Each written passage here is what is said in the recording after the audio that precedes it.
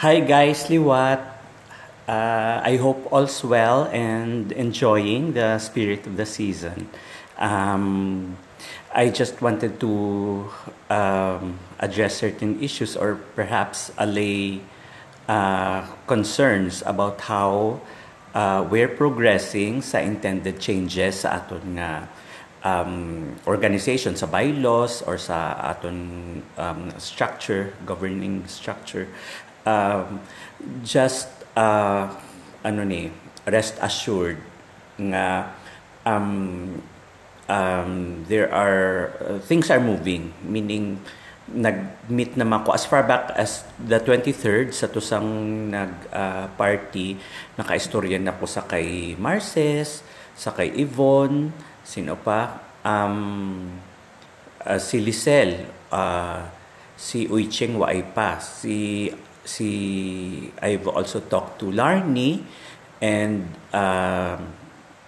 si Christina kag si Jimmy Sabig. So I need to coordinate pa sa dapat kami ma-coordinate, ma-meet, pero hinay-hinay lang, hindi mo man na siya pwede madali. Although it's quite a blessing nga damo man at this age naton or stage in our life nga may time na nga mag-dedicate kay more or less stable na ang inyong status nga, I mean ang situation yung financially, economically, or kabalo na kamo sang inyong nga dapat obrahon. So may mga time na to dedicate on these incidental matters. I mean, hindi na kamo burdened with ang mga bata, kay ang iba naglaradwar na, may ara na sila kabuhi. So amo lang na ang isa pagid nga gusto ko man nga although ang focus ko lang tani ang amo man lang na ang bylaws or kung ano man bi ang governing structure natin, pero para na lang ma-address ini ang about sa reconciliation sang kadamo. Daw hindi na amo siya ang ako nga goal, kay meaning part gusto ko na inamin na siya kung mag-amo na ideal, but you're all grown-ups, guys, di ba? Inang kabalo na kamo kung ano ang dapat kag ano ang hindi nami. Kung nagapati kamo sa Word of God, it's a commandment to love not only your neighbors but also your enemies. But having said that,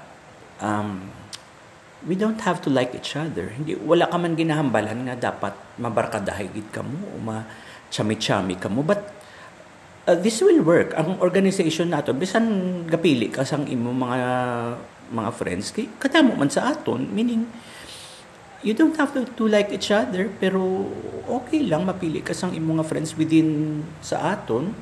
Sadya man na iagyapon, aga-agree man lang kita yang nga may ara na kita process sang kung paano mag-suggest or paano may ara na sa sang board, may paano ta mag-make sang choices naton. So amo lang na kung buot ninyo ti pwede nyo gid na iya mahusay, as I said also nga inang hindi ka mo mag-view na may bad faith. Wala na gina-presume ang bad faith bisan sa batas. Kung may duda man lang gid ka mo, hindi pa klaro sa inyo, hindi ka mo magpanumdum nga malain ang intention sang isa. So amo to gani inang